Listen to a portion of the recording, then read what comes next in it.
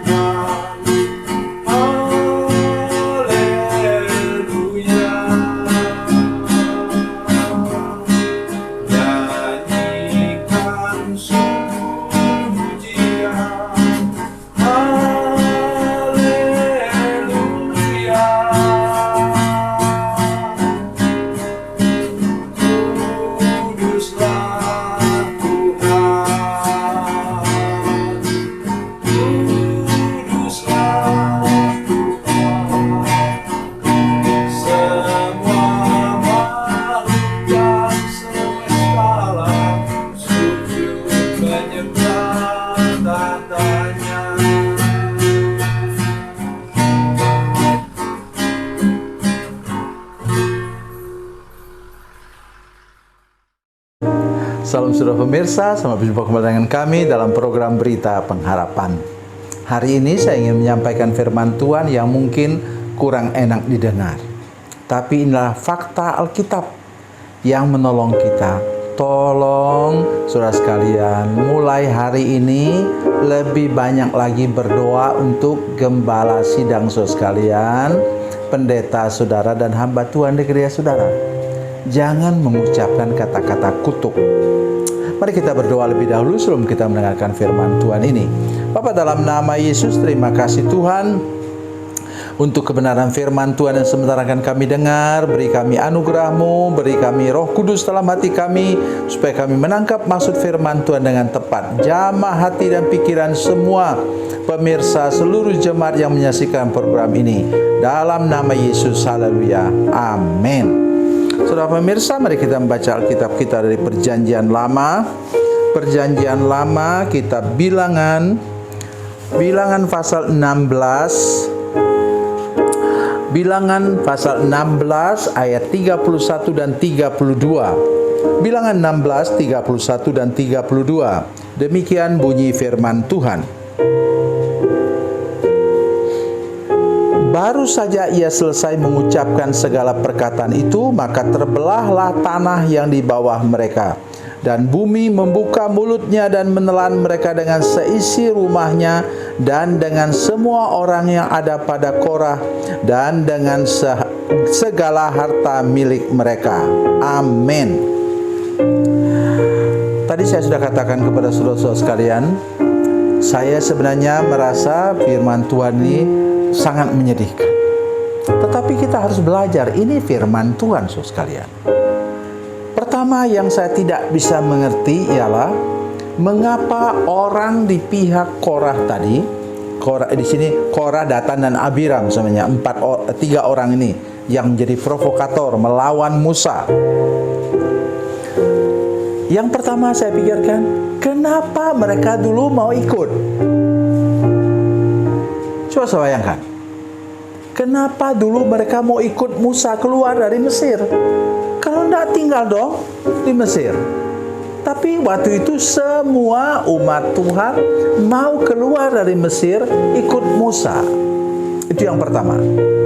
Artinya apa? Dalam kehidupan Kristen kita persis sama dengan itu.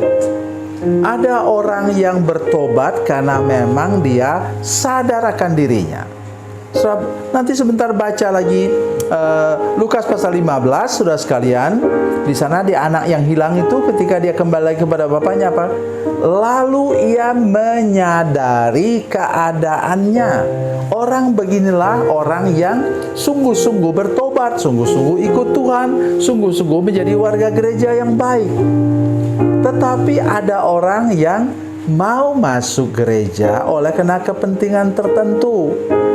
Saya berharap bahwa orang-orang ini menyaksikan program ini sekarang. Sudah kenyang saya mengalami hal di gereja kami. Saya tidak dendam saudara sekalian, dan saya tidak kemudian punya akar pahit, luka batin, dendam kepada orang ini. Tapi sudah dengar, ada pengusaha, ada orang yang punya cukup banyak uang, berjualan dia, dan dia jualannya sudah kelas tinggi ya. Saya berjualan ke negara tetangga. Satu hari datang kepada saya. Mungkin hampir 15 tahun lalu, mungkin 17 tahun yang lalu dia datang kepada saya. Dia katakan, "Om, maaf kami tidak ikut Om lagi ya. Karena di gereja Om itu kurang customer." Sudah kaget? Saya tidak kaget. Itu pilihan hidup kita. Gereja ini bukan PT, bukan juga perusahaan, tetapi gereja inilah berdasarkan kepentingan rohani, keuntungan rohani semata. Tentu di gereja kita juga bisa doakan hamba Tuhan, dan kemudian kita mendapatkan keuntungan secara finansial, keuangan, ekonomi, boleh juga. Tetapi yang utama ialah kita mencari Tuhan, kata Alkitab. Masih ingat saudara sekalian, Matius 6 ayat 33, carilah dahulu kerajaan Allah dan kebenarannya, maka semuanya itu apa? Sandang, pangan, papan diberikan oleh Tuhan kepada kita. Terus baru-baru ini juga, baru kira-kira 5 tahun yang lalu, 5 tahun atau berapa tahun lalu, datang lagi seorang pengusaha, ya, pengusaha besar, datang kepada saya. "Oh maaf, kami tidak kebaktian ke gereja Bapak lagi, karena di gereja Bapak kurang customer." Berulang lagi, saya katakan, pergilah dengan selamat. Saya berharap juga, saya bukannya tidak pernah mengucap kata-kata kutuk kepada orang seperti itu. Ya, lebih betul-betul lebih luar biasa lagi, berapa tahun sebelumnya seorang datang kepada saya dengan tegas, tapi puji Tuhan kemudian dia sadar. Dia katakan, "Om, selama saya ikut Om dulu, saya tidak pernah punya mobil, Sekarang setelah saya di gereja yang baru, katanya sekarang saya sudah punya mobil, saya sudah punya 2 rumah di satu tempat yang rumahnya kelas-kelas menengah. Saya bilang, puji Tuhan kalau begitu, Tuhan memberkati Bapak. Habis itu kemudian kira-kira berapa bulan kemudian dia datang. Dia cium kaki saya. Dia katakan, saya minta ampun Om, saya sudah buat salah. So lihat, kalau ada orang mencari keuntungan untuk dirinya sendiri, itu yang terjadi. Dan di sini itulah yang terjadi kepada Korah, Datan, dan Abiram. Apa yang kurang mereka lihat? Mereka kan sudah lewat ini, menyeberang laut Teberau kan? Udah lihat mujizat. Air pahit menjadi manis, saudara sekalian. Ya. Tuhan sudah memberi mereka mana dari surga. Itu kitab bilangannya, saudara sekalian. Tapi mereka tetap juga bersekongkol, mau menyerang Musa, mau menggantikan Musa. Musa tidak tergantikan, saudara sekalian, karena dia langsung dipilih oleh Tuhan. Allah memilih dia untuk membawa umat Tuhan keluar dari Mesir ke tanah Kanaan.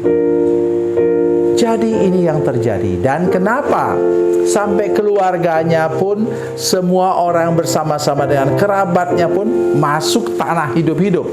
Sebabnya cuma satu, di sana sudah menjadi gosip. Ya, memang Musa itu tak pakailah itu Musa, kata bapaknya. Ibunya juga bilang, iya saya merasa sama. Anaknya juga bilang begitu, mertuanya juga bilang begitu, sahabat-sahabat juga bilang begitu. Dan sehingga mereka, Tuhan suruh berkumpul di satu tempat. Dan pada waktu itu terjadi semacam gempa bumi dan tanah terbelah dan mereka terkubur hidup-hidup. Dalam sejarah Alkitab cuma satu itu pernah terjadi. Jadi tolong kita belajar betul, saudara sekalian. Mari mulai sekarang, kalau saudara melihat ada kekurangan pada gembala saudara, pada pendeta saudara sekalian, hamba Tuhan di gerejamu, tolong berdoa puasa. Tolong Tuhan gembala kami Tuhan, tolong pendeta kami, tolong hamba Tuhan di gereja kami, supaya mereka kemudian diangkat oleh Tuhan, diurapi secara baru oleh Tuhan. Kalau mereka ada kesalahan, Tuhan ampuni sekarang. Itu yang kita lakukan. Dan lihat nanti sebentar, gerejamu akan berkembang pesat dan hamba Tuhan yang kau doakan akan mengalami urapan baru. Tuhan Yesus memberkati, Tuhan Yesus baik. Mari kita berdoa. Bapa, dalam nama Yesus, terima kasih banyak untuk kebenaran firman Tuhan yang sudah kami dengar sekarang. Kami sungguh-sungguh berdoa, Tuhan, tolong supaya oleh anugerah-Mu semua yang mendengarkan program ini, yang menyaksikan program ini, tidak buat kesalahan yang sama. Tapi kami mulai menggunakan alat cara berdoa berpuasa untuk hamba Tuhan, untuk pemimpin di gereja kami. Terima kasih Tuhan, terpujilah nama-Mu. Dalam nama Yesus kami berdoa. Haleluya. Amin.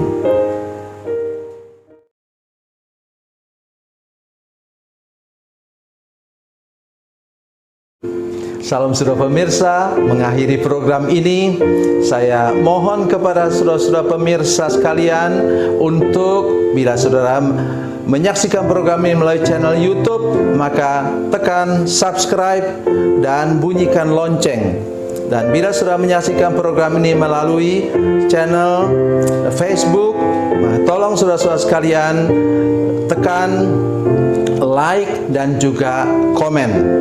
Dan demikian pula bila sudah menyaksikan program Makanan Bergizi hari ini yang tertulis, maka tekan yang sama juga, tekan like dan tekan komen. Dan tolong saudara-saudara sekalian untuk membagikan program ini, share program ini di channel saudara-saudara sekalian, supaya lebih banyak lagi orang diberkati melalui program ini. Tuhan Yesus memberkati, Tuhan Yesus baik.